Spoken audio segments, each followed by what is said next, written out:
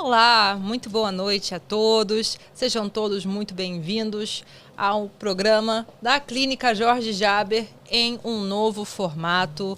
Nós estamos aqui no dia de hoje dando continuidade a algo que é fundamental, que é falar sobre saúde mental, psiquiatria, psicologia, transtornos ligados ao uso de substâncias e dependência química. E, atendendo a pedidos, na semana passada nós fizemos uma live sobre transtorno afetivo bipolar. Hoje nós daremos continuidade a esse transtorno, que eu fiz uma colinha aqui, né, porque é tudo muito novo.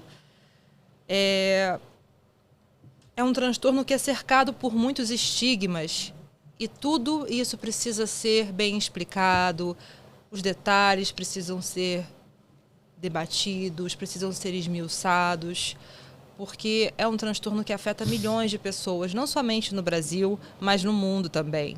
Então, nós precisamos sim falar sobre esse transtorno, nós precisamos dar explicações, enriquecer com os exemplos que as profissionais aqui presentes hoje da Clínica Jorge Jaber farão com sua maestria, farão muito bem.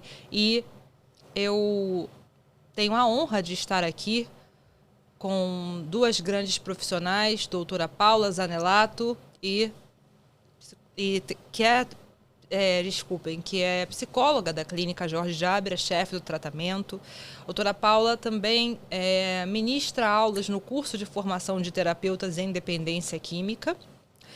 Teve destaque, dentre aqui eu posso citar, nas aulas de adolescência e transtorno por uso de álcool e outras drogas, transtorno bipolar, que é um tema também importantíssimo do nosso curso, transtornos relacionados a traumas e estressores, esquizofrenia, cocaína, crack, dentre outras muitas aulas. A doutora Paula está ao lado da terapeuta Raquel Sandi, que também é formada pelo curso de formação de terapeutas em dependência química da Clínica Jorge Jaber. A terapeuta Raquel também ministrou aulas no curso, aulas como cafeína e energéticos, depressão por uso de álcool e outras substâncias. E em 2026 nós temos a certeza que continuaremos juntas no curso de formação de terapeutas em dependência química, que abriu as inscrições no dia 1º de dezembro, às 10 horas, no horário de Brasília. Então, já se encontram abertas no site da Clínica Jorge Jaber, que estará na descrição dessa live. É só você entrar em www.clinicajorgejaber.com.br e está na página principal. Por favor, leia todo o edital com calma e qualquer dúvida é só me acionar, que eu terei o prazer de ajudá-lo ou de ajudá-la. E sejam muito bem-vindas, meninas. Boa noite, muito obrigada. Também sejam bem-vindos, né, ao canal oficial da Clínica Jorge Jaber no YouTube. Vamos preencher aqui com muita coisa legal, muita informação, muito conhecimento. É um prazer estar aqui com vocês. Obrigada, doutora Paula. Obrigada, é um prazer estar aqui de volta. Obrigada, doutor Jorge, senhora Valentina, doutora Paula e a todos vocês que nos assistem. Essa semana, né, de Flamengo campeão, não resisti. Gente, é bom pra gente. A gente tem que descontrair mesmo, porque assim, a gente está começando algo totalmente assim novo e contamos com o apoio de vocês, nossos telespectadores.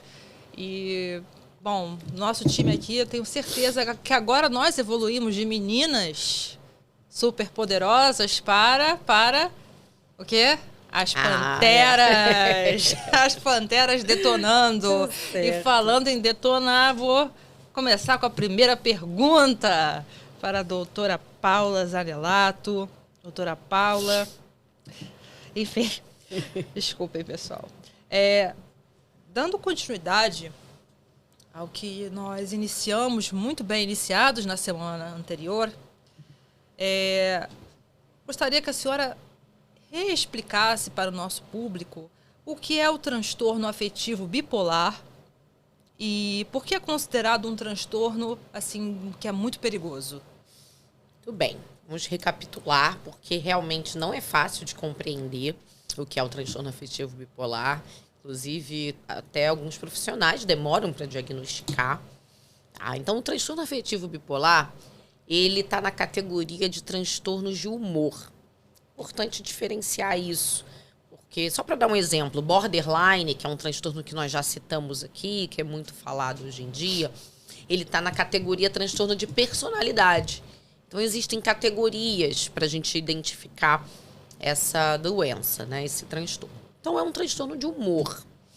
Ele geralmente pode ter 3 tipos, tá, gente? Bipolar tipo 1, bipolar tipo 2 e a ciclotimia, que é como se fosse um bipolar tipo 3. E também pode passar, né, por 3 fases de humor diferentes: hipomania, mania ou depressão. Eu gosto sempre de enfatizar que mania é caracterizado por um período, um estado de euforia. Ah, gente, então não é aquela euforia. Tô feliz aqui hoje, tô feliz que o Flamengo foi campeão, tô eufórico. Não, eu fiquei um pouco, confesso. Todos nós. Não tô resistindo, né? Sabe como é? Os flamenguistas vão me entender. Mas, enfim, não é aquela euforia momentânea.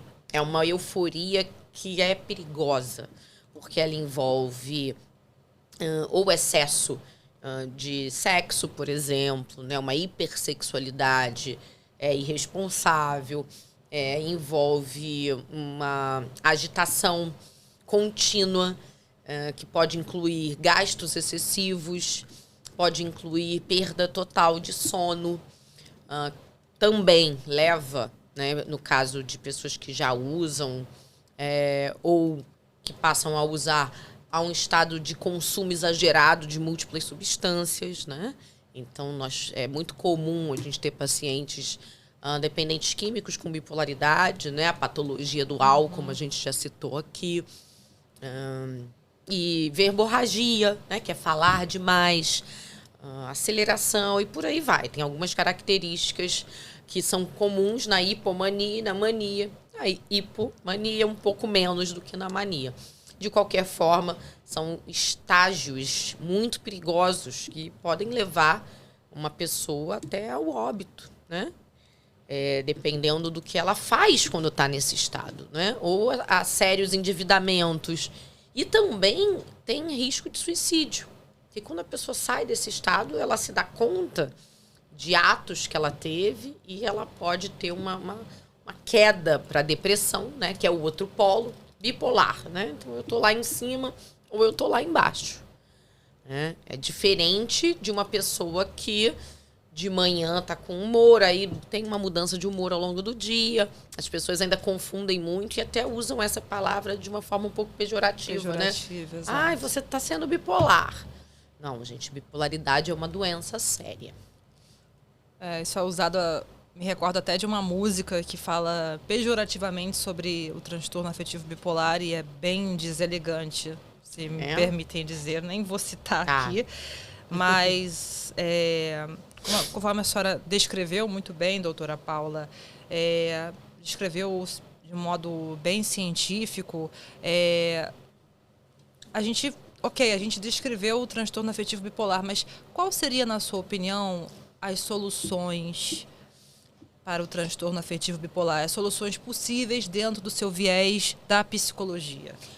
Bom, primeiro passo para qualquer tratamento é identificar o que é, não é? Então, esse é um transtorno que muitas vezes demora para ser diagnosticado, porque ele se confunde com ansiedade, com TDAH, ou mesmo só com a própria depressão, dependendo, né? O que acontece? O paciente, quando está muito deprimido, ele costuma buscar ajuda. Mas quando ele está na hipomania ou na mania, ele costuma não buscar ajuda porque ele até gosta de estar nesse estágio.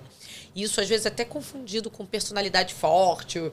Ou dizem, nossa, como é animada essa pessoa, né? enquanto não tem maiores consequências. Então, o primeiro passo para solucionar um problema, ou seja, para tratar alguém, é identificar. Muitas vezes o familiar mesmo, ele sofre muito para identificar que um paciente tem uma doença e para aceitar isso. Então, a gente sempre fala muito aqui do tratamento do familiar, né? O familiar precisa ter aceitação da doença e o paciente também. Esses são os primeiros passos. A partir do momento que eu identifico, eu vou ver as necessidades. Né? E cada paciente vai ter um tipo de necessidade diferente. Cada caso é um caso. Tá? Mas no caso de qualquer transtorno, a gente precisa de um acompanhamento contínuo. Quando a família e o paciente juntos, né, abandonam o tratamento, a gente não consegue visar muito a solução. Porque a solução, gente, é o tratamento contínuo. Porque a bipolaridade, como outros transtornos que a gente cita aqui, mas a bipolaridade é uma condição crônica.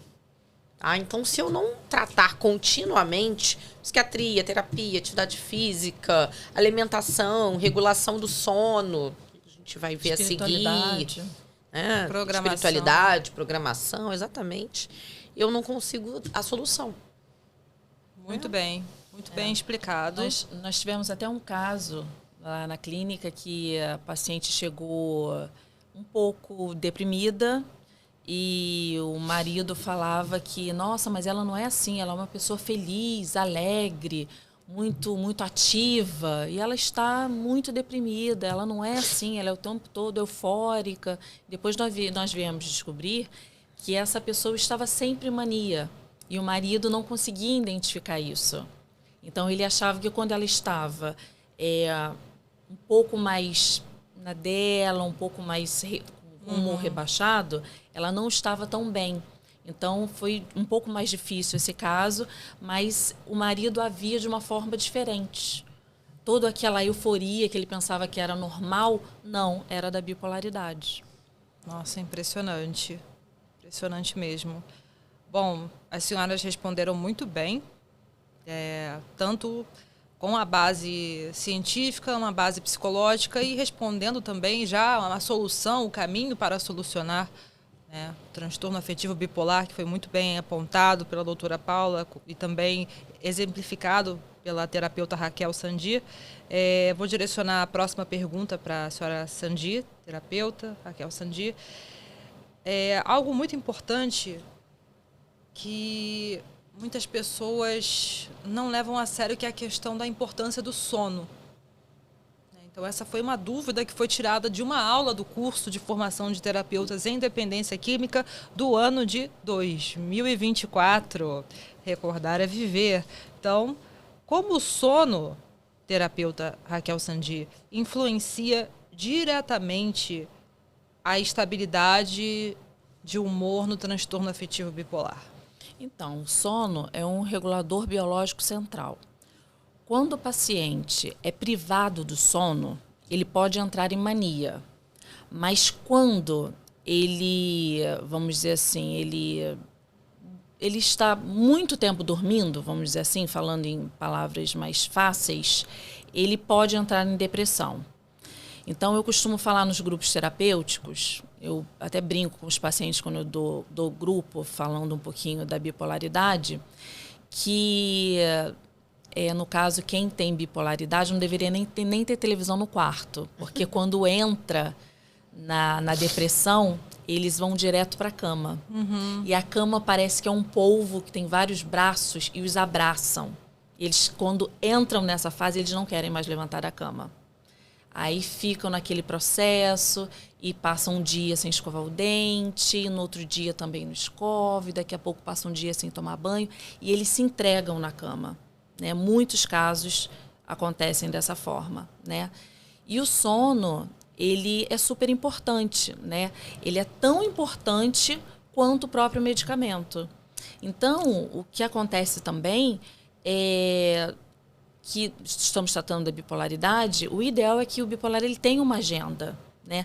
Um horário para acordar, um horário para dormir, ele tem que programar o dia dele. né? Eu costumo falar igual aqueles quadrinhos que a gente faz quando a criança é pequena, e coloca tantas horas eu vou realizar tal atividade, tantas horas. Porque ele não pode ter um espaço muito grande vazio. Sim. Porque senão ele vai para a cama, ou então, se no caso da euforia, ele vai poder ir shopping e gastar muita coisa. Muito. Então, ele tem que ter a vida dele toda programada direitinho, sabe? No caso, quando ele é dependente químico também, ter idas a grupos. Então, você me eu vi uma... Não sei, né? Não lembro se eu falei isso na semana passada. Posso já ter falado. Mas me chamou a atenção e é verdade. Quando a gente passa uma noite sem dormir, mesmo uma pessoa que não tem nenhum transtorno, isso já é equivalente a estar bêbado. Porque há um nível de rebaixamento se você fica uma noite inteira sem dormir, né? Há um nível de estresse e de cansaço. O corpo sente. Né? Então, no caso de quem tem depressão, né, vai ter uma baixa, uma fadiga maior ainda. E no caso de quem tem euforia, esse estresse ele vai ser ali um combustível para esse estágio de mania ir aumentando. Né? Porque a pessoa vai ficando mais alterada. Alguns casos a pessoa vai produzindo mais e querendo mais. Sim, porque o bipolar em mania, ele fica muito criativo. Ele é criativo, ele tem um nível de produtividade alto. Então, e muitas vezes ele até realmente no trabalho, por exemplo, ou se ele é um escritor, são nesses momentos que ele vai fazer uma obra, se deixar. Né? Uma obra completa. Vai disparar, né? Vai disparar. E ele acaba sendo muito elogiado, então com isso ele vai ficando mais eufórico. É, verdade. Entendido. Bom, muito, muito bem respondido, como sempre. E doutora Paula? Pois não. Doutora Paula, vamos lá. Por que tantas pessoas demoram anos para receber o diagnóstico correto? Seria devido não somente à falta de informação, mas à precariedade, de um modo geral, nos serviços de saúde? O que a senhora pensa com relação a isso? Acho que, em primeiro lugar, isso pode influenciar também, mas, em primeiro lugar, os sintomas, eles são confundidos com sintomas de outras doenças, né? Como, por exemplo, o próprio borderline, que eu já citei, que também inclui alterações e rompantes de humor, ansiedade, TDAH, né? Que é transtorno do déficit de atenção com hiperatividade. Com TDAH é muito confundido, porque quem tem hiperatividade pode parecer que está em mania, por exemplo, né? E quem está em mania pode ser desatento, porque, claro, você está eufórico, você não consegue prestar muita atenção. Então, existem sintomas parecidos nessas doenças, né? Ou, por exemplo, se o paciente for bipolar tipo 2, que tem mais depressão, porque o bipolar tipo 1, ele geralmente fica mais em mania. Os episódios de mania são mais marcantes. O bipolar tipo 2, os episódios de depressão são mais marcantes. Então, às vezes, esse paciente é apenas diagnosticado com depressão. Acontece muito. Por anos, ele fica em tratamento para depressão. E aí, isso é um tanto técnico, mas a pessoa em depressão toma o quê? Antidepressivo, teoricamente. Quem é bipolar não pode tomar antidepressivo, porque influencia a entrada em mania. Então, é muito sutil. Então, a principal dificuldade seria realmente essa confusão dos sintomas, né? E pouca avaliação. Porque o que acontece? Um psiquiatra, muitas vezes, ele vai avaliar esse paciente uma vez ao mês, uma vez a cada 2 meses, não é? Se esse paciente não faz terapia, vai ao psiquiatra uma vez a cada 2 meses, infelizmente, às vezes em consultas de 10 minutos. Que é a nossa realidade, né, atual. É a nossa realidade, né? Você aí que está nos assistindo já deve ter passado por isso. Se você tem plano de saúde, vai... Claro, você pode pegar um profissional muito bom, mas infelizmente, devido ao custo baixo de consulta, às vezes a gente não encontra, né, de fato, uma consulta mais prolongada e específica.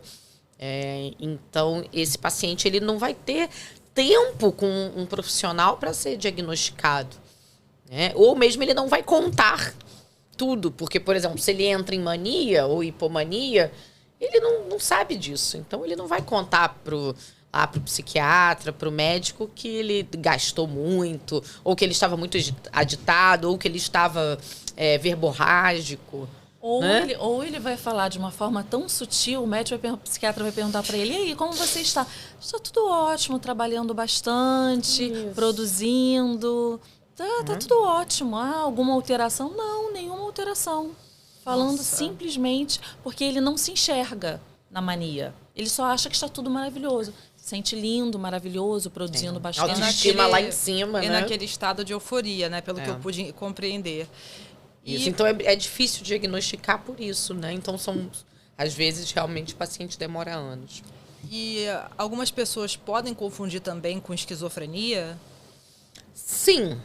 É mais difícil, a não ser que esse paciente bipolar, que pode acontecer, esteja na fase de mania com sintomas psicóticos. Ou seja, ele tá tão em mania que ele começa a delirar. Então, por exemplo, um paciente em euforia, vai ficando noites sem dormir.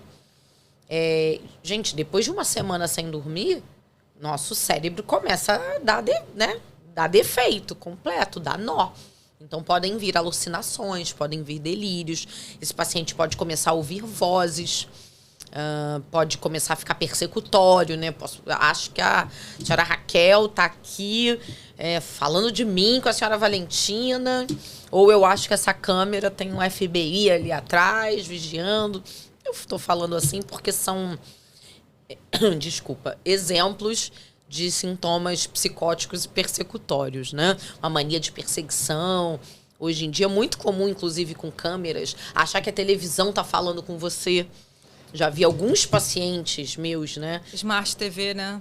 Que achavam que ou a televisão estava vigiando por conta da câmera.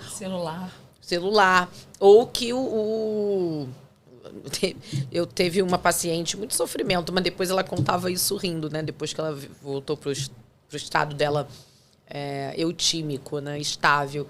Ela dizia que tinha certeza que o Bonner estava falando com ela, entendeu? Pelo Jornal Nacional, era todo voltado para ela. Tinha uma outra jornalista que ela dizia também.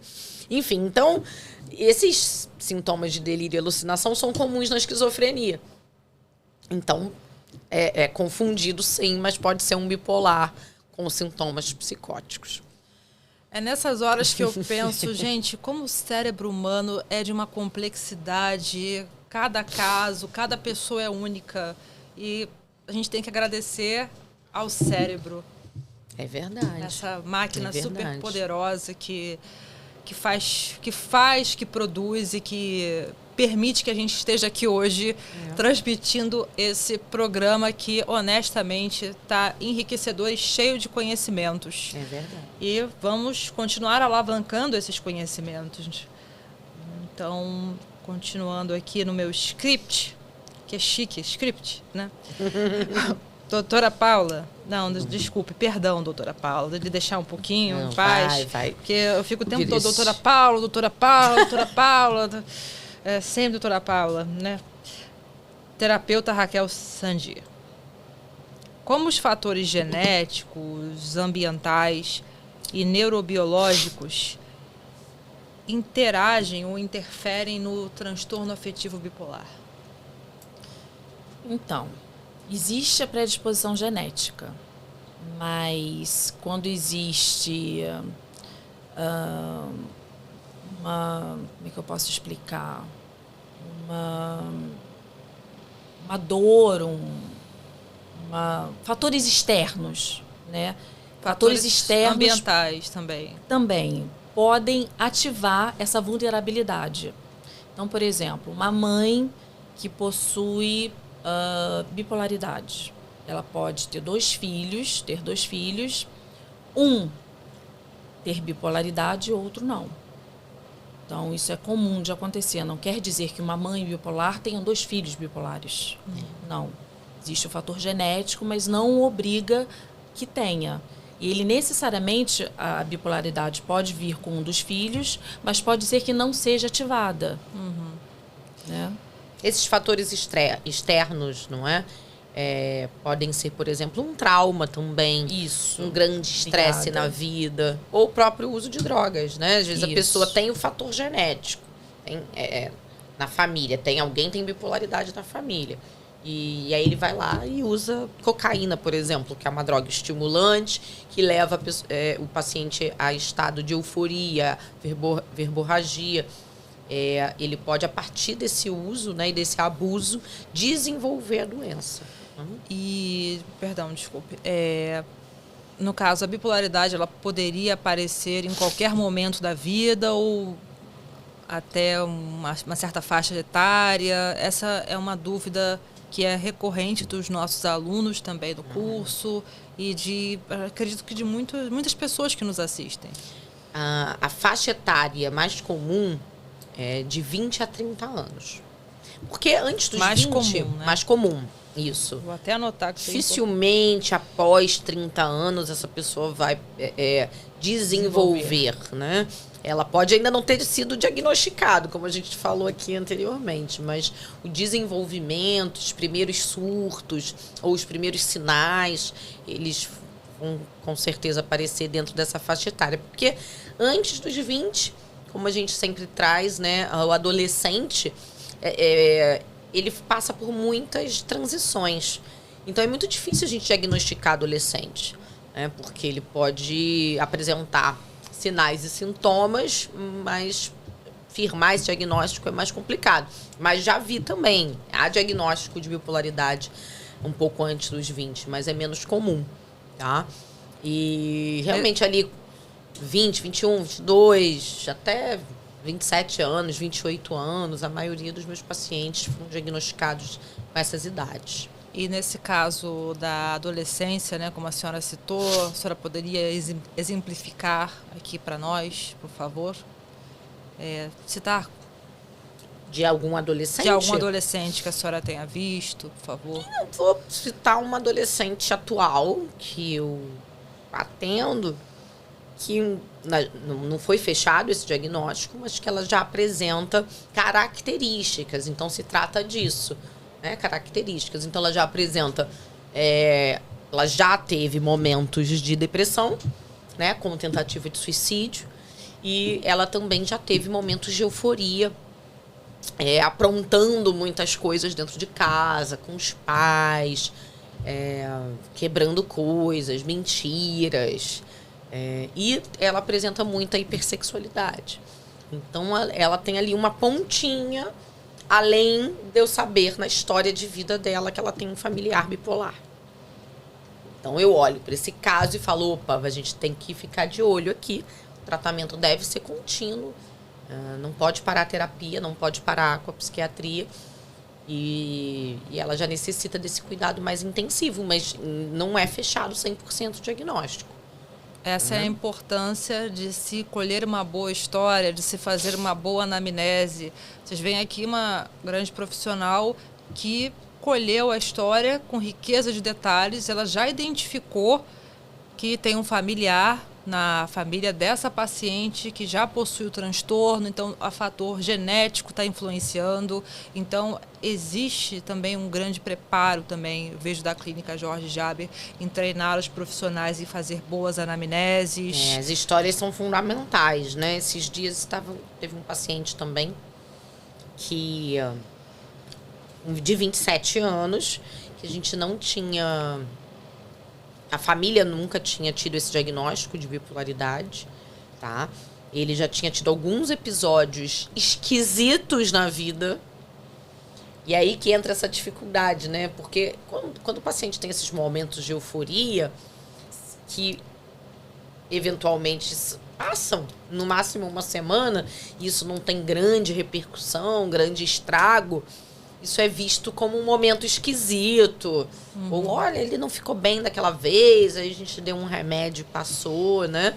E aí esse paciente chegou para internação. Na história, a família sempre tinha abandonado o tratamento rapidamente, porque não foi diagnosticado com bipolaridade, foi visto como um momento diferente na vida, de grande estresse, né? Ele estava muito estressado com o trabalho e ficou assim. Aí, colhendo a história, né, Mas tem alguém, é uma pergunta muito comum, tem alguém na família com transtorno psiquiátrico, com doença? Não, não tem ninguém. É o histórico familiar. Não tem ninguém. Não tem ninguém. Aí eu fui cutucando, né? Você sabe que tinha um tio? Mas assim, a família não ia me falar, né? Você sabe que tinha um tio? Mas, tio, né? Tio não tem nada a ver. E tem tudo a ver. Tinha um tio que tinha umas coisas esquisitas. Ele trabalhava muito. Tinha fases da vida que ele ficava muito agitado. Vira e mexe, ele sumia. Vira e mexe, ele precisava ser internado no hospital. Porque tem isso também. Às vezes a pessoa está nesse estágio de euforia e é confundido com esse estresse, é internado no hospital clínico, medicado momentaneamente, né? Acalma e libera o paciente, né? Nem chega na psiquiatria. Então, esses detalhes da história são muito importantes. Né? Agora, voltando um pouquinho dos 20 aos 30 anos, né, que foi falado, eu acredito que até as pessoas que têm o diagnóstico após os 30 anos tenha sido também devido ao fato da dificuldade do diagnóstico. Que as pessoas vão sendo tratadas com outros CIDs e depois que passam dos 30, pega um bom médico que faz a anamnese, que faz o diagnóstico, então acaba chegando depois dos 30 anos com o diagnóstico. Então, sem sombra de dúvida, Às vezes passam décadas. Pode até ser que só tenha o diagnóstico com 40 anos, mas isso não significa que não começou dos 20 aos 30. Começou antes, mas às vezes não é identificado. Às vezes a pessoa teve alguns surtos ali aos 20 e poucos anos, e isso foi considerado episódios esporádicos de estresse. Poxa, eu estava muito estressado naquela fase da minha vida. A semana passada você deu o exemplo das brigas de trânsito, né? Sim. Poxa, que teve um episódio da minha vida, uma época da minha vida que eu brigava no trânsito. Né? E já eram sinais da doença sem identificação. Ou então pode ser identificado como isso é não somente uma crise de estresse, isso é um burnout. Hoje em dia, então, burnout, que é uma doença do trabalho, né? Tá super em alta, mas com certeza entrou nessa lista de confusão. Sim. Porque o bipolar, as pessoas podem falar, ele é muito estressado. Tem momentos que está super deprimido, mas às vezes está tão estressado, a gente ouve muito isso também. Quer dizer, a mania entra como estresse e a depressão é a depressão mesmo que a pessoa tenta o suicídio. Então tem psiquiatras que levam muito a bipolaridade como depressão. Então, às vezes, a pessoa passa anos tratado como depressão. Esse estresse, vale lembrar também dentro desses sintomas da bipolaridade, tem bipolar que fica muito irritadiço. A irritabilidade é muito grande. A pessoa fica irritada com tudo, arrumar briga, né? Irritado dentro de casa, irritado com as pessoas à sua volta, alguma certa mania de perseguição, algum discurso de, poxa, é tudo contra mim, as pessoas fizeram isso para me prejudicar. E isso passa o quê? No dia a dia, como uma personalidade difícil. Nossa, essa pessoa é difícil, né? Mas aí, no caso, é que eu preciso perguntar, porque realmente, né, uma dúvida que pode ser dos nossos telespectadores também. Seria, desculpe, eu sou leiga, bipolaridade com transtornos psicóticos ou não? Seria... Esse exemplo que eu estou dando da irritabilidade ainda não está beirando o sintoma psicótico, né? Pode chegar a isso, né? Sem tratamento pode chegar a isso. Porque a doença é sempre progressiva. É uma crescente. E a terapeuta Raquel Sandi mencionou CID. Eu gostaria que a senhora explicasse para o nosso público o que seria CID, por favor. Vamos lá, ajuda, doutora Paula. O CID é o livro, né? Classificação Internacional das Doenças. Deu branco, o livro utilizado por nós na Clínica Jorge Jaber, utilizado pelos médicos de forma geral, né? Tem o CID. Agora estamos mudando para o CID-11, ainda está em transição do CID-10 para o CID-11. Ou seja, né, a 11ª edição Classificação Internacional de Doenças, onde há algumas modificações ao longo dos anos e algumas atualizações, então mudanças de número, né? Então, é uma forma mundial de, assim, eu sei, ó, a bipolaridade é do F30, né? Do F31 ao F40. Né? Então, são variedades ali da bipolaridade. Então, eu chego num hospital com esse CID no Brasil e no mundo, porque é uma letra com um número. É uma forma mais fácil de identificar. Classificação de todas as doenças. Como temos também o DSM, né? Que é um outro livro de classificação internacional. E ali vão ter os critérios diagnósticos. Porque como é que funciona? A gente está falando aqui de vários sintomas, né? A irritabilidade, euforia, perda de sono, hipersexualidade. Mas, às vezes, assim, eu posso ter uma irritabilidade e não ser bipolar. É importante falar isso para quem está nos assistindo. Porque também, hoje em dia, a gente quer um diagnóstico, parece, né? Eu sou desatento, eu tenho TDA ou TDAH. Então, eu tomo muito cuidado com isso. É muito importante vocês aí, né? A gente conversar sobre não sair rotulando a pessoa a partir do que se ouve. Hoje em dia há muito diagnóstico errado por conta disso, porque as pessoas querem logo, estão com pressa de fechar um diagnóstico, não é? E por isso que a gente precisa de tempo. Na Clínica Jorge Jaber a gente trabalha com hipótese diagnóstica. Então, voltando, quando eu analiso um paciente, eu posso pegar lá o livro, né, o CID, o DSM, e eu vou lá na página, critérios diagnósticos. E aí eu vou ver, vão ter lá 10 critérios diagnósticos. E aí esse paciente ele precisa ter apresentado 3, 5 ou 7 sintomas desses nos últimos 2 anos. Então, há formas de avaliação e tem uma colinha lá, né? A gente pode fazer testes, a gente pode olhar o livro, para que a gente possa ter um embasamento melhor para fechar um diagnóstico. Mas eu gostei do que a senhora falou sobre a pressa das pessoas quererem fechar um diagnóstico, porque o mundo hoje em dia está muito corrido, as coisas estão muito aceleradas, todo mundo quer tudo para já. Então, é complicado, né? Essa sociedade imediatista que a gente está vivendo, né? Uma necessidade de produção constante. Não, eu preciso produzir. Não, mas eu também preciso ter uma justificativa, porque se eu produzo muito eu estou doente, não é possível. Eu sou viciado em trabalho, mas eu também não produzo, não estou contribuindo para a sociedade. Como é que vocês veem isso, assim, de um lado mais social? Nossa, é verdade. Esse frenesi, ele é muito comum. Até eu, né, me pego às vezes me cobrando, né? Às vezes a gente... sei lá, para descansar um pouco, ou não faz nada num dia, né? Aquele clássico domingo, não fiz nada. E aí, caramba, hoje eu não produzi. Hoje eu não fiz nada. Eu acho que é comum a gente viver até mesmo essa autocobrança, não só a cobrança que vem de fora, né? Porque a gente tem que responder, né? Outra coisa muito comum é na internet, né? O WhatsApp. Eu vejo muitos pacientes, eu já ouvi isso de pacientes. Se tiver um negocinho azul, um tiquinho azul do WhatsApp, vê que alguém viu e ficou azul, já fica nervoso, né? Ou se vê uma mensagem, tem que responder imediatamente. Eu que estou sempre em atendimento, né? Eu acho que a gente começa a trabalhar lá na clínica super cedo. Nosso dia começa às 6h30 da manhã e vai até final da tarde, pelo menos, né? Passa muito rápido, né? E é um dia completamente dinâmico e preenchido de atividades. E muitas vezes, quase a maior parte dela, eu tô com um paciente. E meu telefone não para, chega mensagem o tempo todo.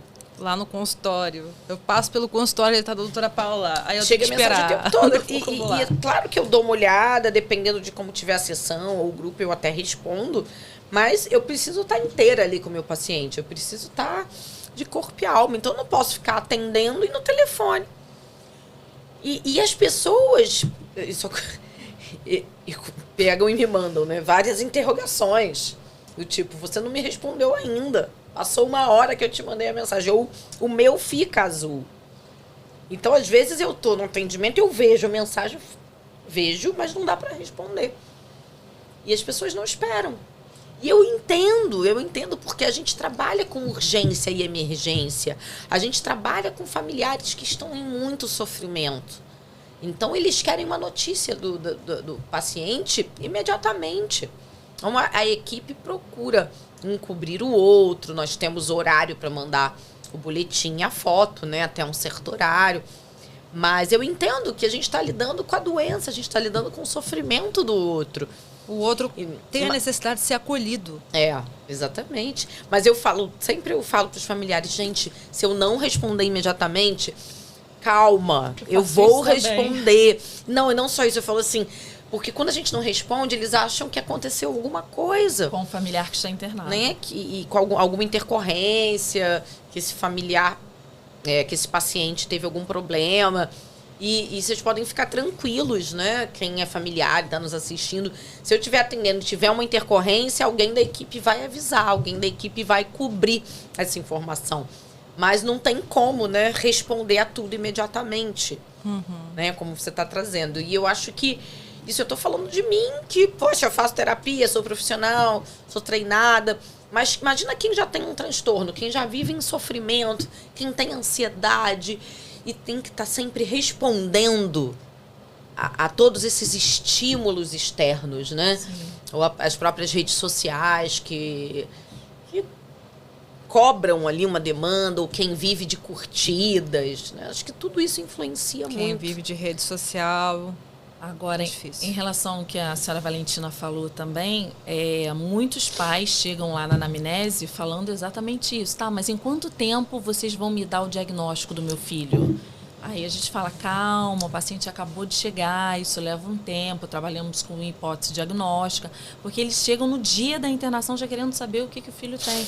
Quer dizer, às vezes já está anos adoecido, acabou de chegar na clínica e eles querem um diagnóstico. Mas a gente entende que é muito sofrimento, né? Quando o paciente chega para a internação, é que provavelmente ele já passou por muitos momentos ou de curtas internações clínicas, ou desses momentos esquisitos ou agitados, de muito sofrimento, ou de surtos sem tratamento, né? Pequenos surtos, né? Como, por exemplo, o trânsito, como a gente falou, uma briga no trânsito, que pode ser considerado um pico de emoção e não um transtorno.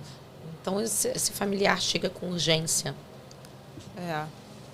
E tem chegado muitos familiares assim, né? Então, a clínica já tem uma estrutura que me parece que é muito pronta para acolher, para ouvir, para ajudar. Tem grupos de família.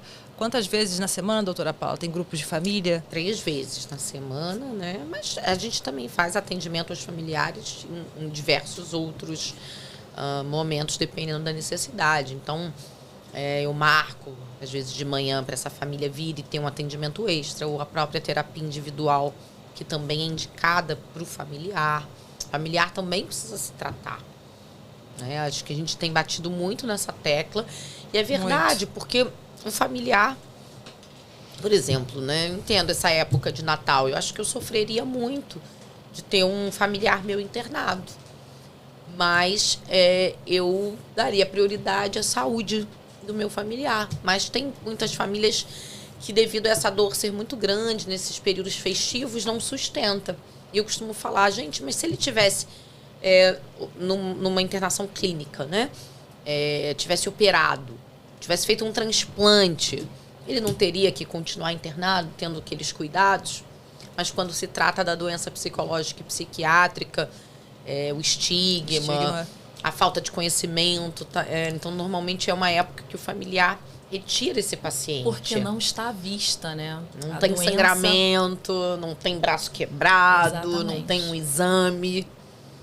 Mas só quem carrega algum transtorno sabe o quão pesado e difícil é carregar aquele transtorno, e que, como vocês falaram, não tem sintomas tão...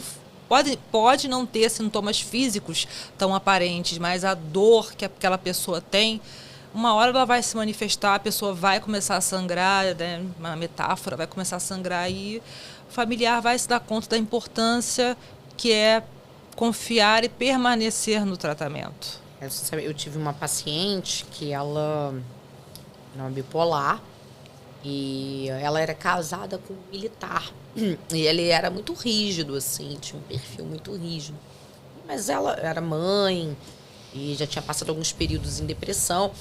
E aí ela entrou num período de mania e começou a fazer sexo com diversas pessoas de forma irresponsável, né? E eufórica, né? Então, ela, enfim, acabou tendo ali uma atividade promíscua, né?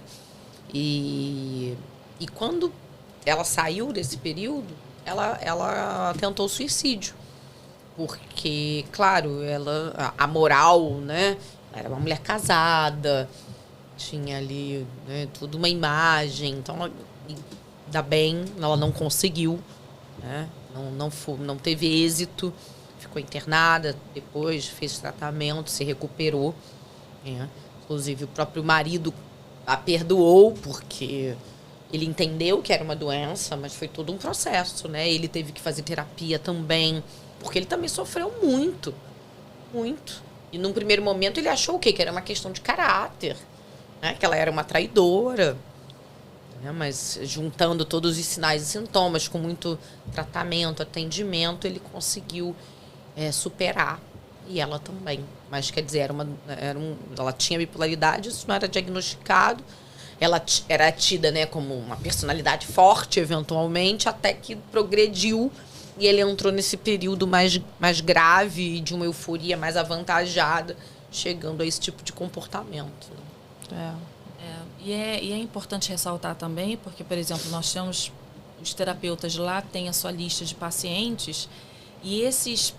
Então, o terapeuta ele não trabalha só com o paciente, trabalha com a família também. Então, além dos boletins, além das fotos que enviamos, os familiares têm um convívio muito próximo conosco. Então, às vezes, eles entram em contato, olha, como é que está meu filho? Então, a gente pergunta também como é que a senhora está bem? Por favor, venha ao grupo de família, é importante que a senhora venha, faz parte do tratamento. Então, eles são tão acolhidos quanto os próprios pacientes. Mas vocês poderiam explicar melhor o que são esses boletins? São enviados diariamente? Sim, são enviados diariamente, tanto o boletim médico quanto a foto do paciente. Todos os dias o familiar recebe uma foto com um boletim médico. De todos os pacientes? Todos os pacientes da clínica são enviados para as famílias. Impressionante. Então, vejo que realmente é algo que existe um link muito grande entre a equipe de tratamento, a equipe multidisciplinar. Todo um conjunto ali funciona muito bem. E vocês atribuem isso a quê diariamente?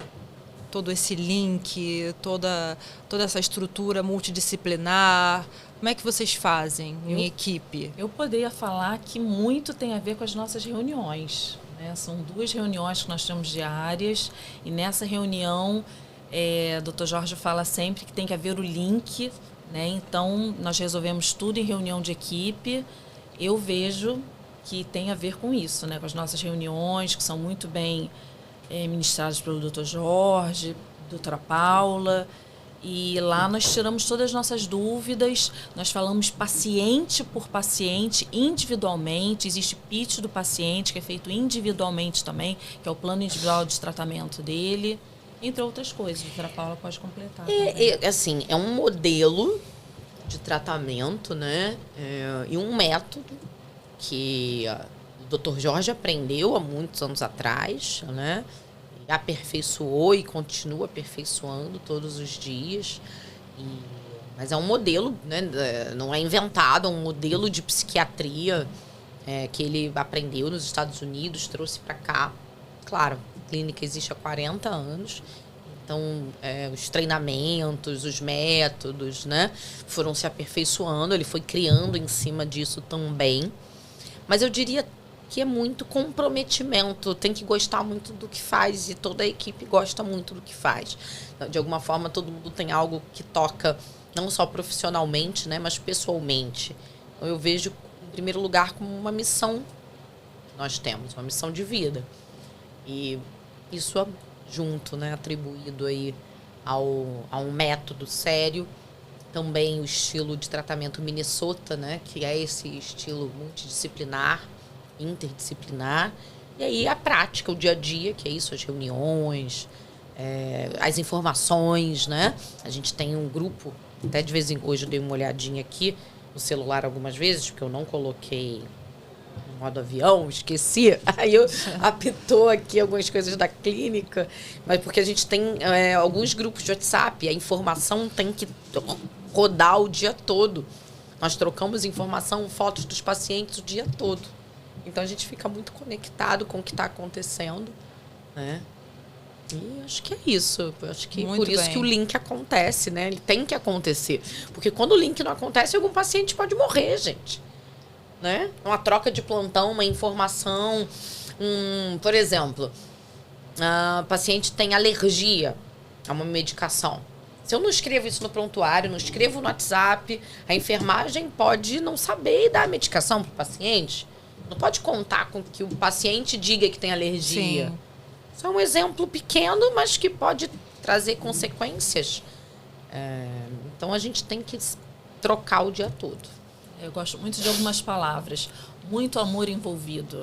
Se não tiver, Tá certo, a gente é não caminha. verdade, é verdade. É muito bom. Bom, aqui, dando continuidade aqui nos scripts das perguntas, né, vamos lá, doutora Paula. Como diferenciar a bipolaridade de borderline, TDAH ou uso de substâncias? Bom, vamos lá. Como eu falei no início, o transtorno borderline é um transtorno de personalidade. O transtorno afetivo bipolar é um transtorno de humor, né? O borderline, ele vai ter características diferentes e a oscilação de humor, ela é mais específica no âmbito da dependência emocional, né? Esse paciente, sim, entra em sofrimento, ele tem momentos ali de tristeza profunda, são pessoas com uma intensidade muito forte, mas ele não se apresenta com características, com períodos específicos de mania ou depressão, né? São outro tipo de alteração, mas também precisa de avaliação e de acompanhamento, né? Então, até na semana passada eu falei assim, tosse pode ter na gripe, pode ter na alergia e pode ter na tuberculose. Então, irritabilidade pode ter no TDAH, na depressão, na bipolaridade, no borderline. Então, cada paciente tem que ser avaliado. E, claro, no uso de substâncias químicas, há sempre alteração de humor. Sempre. Né? Cada um, né, vai ter um tipo de alteração de humor. Pode ter também sintoma psicótico, a dependência química, né? E aí isso é confundido. Peraí, vem cá, ele é esquizofrênico ou ele está num surto do uso de drogas, que pode acontecer. Então, eu acho que eu uso essa pergunta para afirmar, mais uma vez, que não se dá diagnóstico de uma hora para outra. Eu preciso de avaliação do paciente, eu preciso de tempo, tratamento contínuo, cuidado. Não dá para eu ver o paciente uma vez e firmar, né? Quem usa substâncias químicas, nós costumamos dizer que eu preciso desse paciente pelo menos 1 ano limpo, 1 ano sem usar droga, para eu dizer se ele tem alguma outra doença. Porque, por exemplo, o paciente usuário de substâncias, ele pode usar a substância, né? E no dia seguinte, nas semanas seguintes, ficar deprimido, ter uma baixa de humor, até devido dopamina, serotonina, né? Que há uma liberação muito grande no uso de droga e depois há uma demora para recuperar isso. Então, se um paciente usa droga, eu preciso vê-lo funcionando na vida depois de um tempo de abstinência. Aí sim a gente vai poder afirmar se tem ou não tem alguma outra doença. Lembrando que quando a gente aqui fala de droga, é droga lícita e ilícita. Nós aqui abrangemos os dois, porque os dois são potencialmente perigosos. Sim. Então, o abuso de medicamentos, importante, né? O abuso de medicamentos, ele é considerado uso de droga. Sim. No CID, no DSM, isso é visto como uso de droga mesmo. Sim, usando acima do que é prescrito por um médico, já é droga. Ou então, existem casos de pacientes que eu pude acompanhar lá com vocês que o paciente se automedica, se dá o próprio diagnóstico. Não, eu já vi na internet que eu tenho isso, então eu já me consultei pelo chat GPT, enfim, pelo Perplexity, perigo, né? pelas IAs. Então, o paciente está se automedicando e muitos familiares, infelizmente, não estão ali para poder acompanhar. E quando eles chegam junto, resolvem fechar uma internação, é quando o caso já está bem abrangente, bem amplo. E assim, a gente fala que o familiar, isso é uma coisa muito trabalhada nos grupos, né? Os 3 Cs do familiar. O familiar não controla, o familiar não tem culpa e o familiar não cura. E é muito comum o familiar sentir culpa. Sim. E se tem algum familiar me assistindo agora, você não tem culpa, tá? E aí, pegando esse exemplo da medicação, o paciente, ele precisa tomar a medicação. E o familiar não pode ficar com a responsabilidade eterna de administrar essa medicação, né? De parar a vida dele para dar a medicação na mão da pessoa tantas vezes por dia. Então, o familiar, uma hora, precisa praticar essa entrega também. É claro que vai ter um período ali de cuidado maior, de repente após uma internação, ou no momento, ou quando é menor de idade, aí sim o familiar tem que fazer. Mas ele não pode ficar com essa responsabilidade para sempre, né?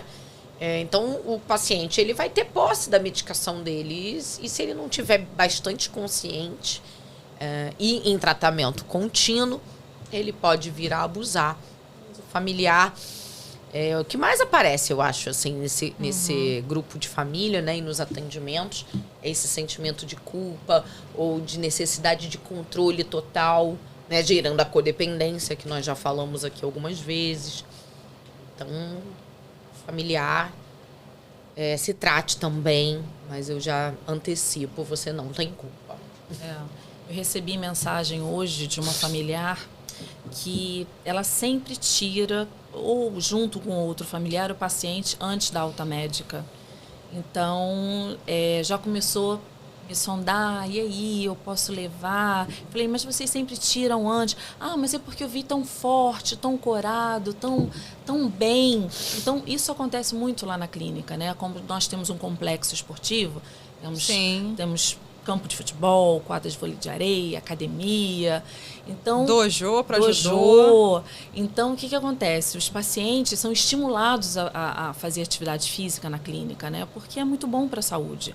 Então, nós mandamos fotos, às vezes na academia, às vezes na piscina, às vezes fazendo hidroginástica, no campo de futebol, e eles pensam que só por causa disso o paciente está tratado. Não, tem um tempo. Se o familiar não entregar o paciente para a clínica, se não confiar na clínica, fica complicado, porque a gente já tem uma data prevista de alta para ele. Nós precisamos de um tempo para que ele participe dos 12 passos, ou quem é da psiquiatria, para que ele fique estabilizado. Se não fechar com a gente, né, doutora Paula, que a gente fala sempre, o paciente acaba recaindo. Certamente.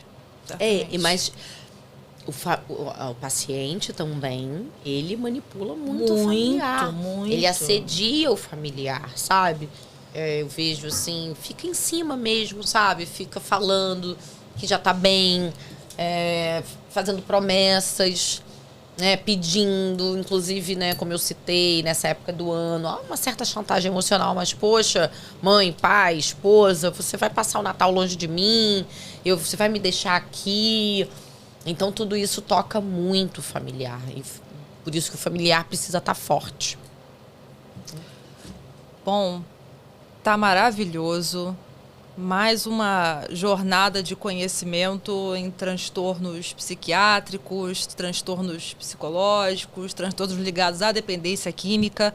Mas o nosso tempo aqui está se encerrando e eu gostaria de agradecer pela participação da terapeuta Raquel Sandi, da doutora Paula Zanelato e da participação também de todos que nos assistem, porque graças a vocês nós estamos evoluindo, nós estamos aprendendo e, por favor, sempre que tiverem dúvidas, vocês podem nos mandar perguntas, tanto nessa página quanto no Instagram da clínica, que é Instagram @Clínica Jorge Jaber, tudo junto. Nós somos super acessíveis e teremos prazer em ajudá-los a tirar as suas dúvidas. E, mais do que isso, convidamos vocês para fazer o curso de formação de terapeutas em dependência química 2026. Eu gostaria que as panteras aqui comigo dessem um breve depoimento, rapidamente, de segundos, sobre a importância do curso de formação de terapeutas, já que vocês cursaram também. Poxa, eu diria assim que, olha, como eu sou formada em psicologia, como é um curso completo de informações e, em alguns momentos, até mais do que a faculdade, em determinadas áreas ou matérias. É um curso muito completo, muito abrangente, tudo sobre dependência química e sobre essas doenças psiquiátricas, né, que a gente vem tratando, terapias de grupo, espiritualidade. Gente, é um curso de um ano inteiro, sempre com atualizações, né, professores formados e treinados, e cheios de exemplos práticos, né? Claro, poxa, um presentão, né? Ter aulas com o Dr. Jorge Jaber, que a aula dele é fantástica, fenomenal, sempre muito empenhado em levar o conhecimento de uma forma divertida. Então, bom, só tenho a indicar e agradecer a esse curso, né? Que é super completo. Obrigada, doutora Paula. Exatamente. Eu também fico maravilhada com o curso. Nós que já estamos dentro da clínica, nós também fazemos o curso todo ano, porque tem as atualizações, então a gente está sempre se atualizando, aprendendo mais. A gente aprende todos os dias, né? A gente nunca sabe tudo, então as atualizações são maravilhosas. Me sinto muito bem assistindo às aulas. E é isso. Muito obrigada. Maravilhoso o curso. Obrigada. Tanto para os pacientes quanto para os familiares. Isso é importante. Muito obrigada pelos depoimentos. E para você que deseja se inscrever, é só entrar no site da Clínica Jorge Jaber, www.clinicajorgejaber.com.br. Não deixe de fazer o curso, faça suas inscrições. Te vejo lá e até o próximo programa. Tenha uma boa noite. Tchau, tchau. Boa noite. Tchau, tchau.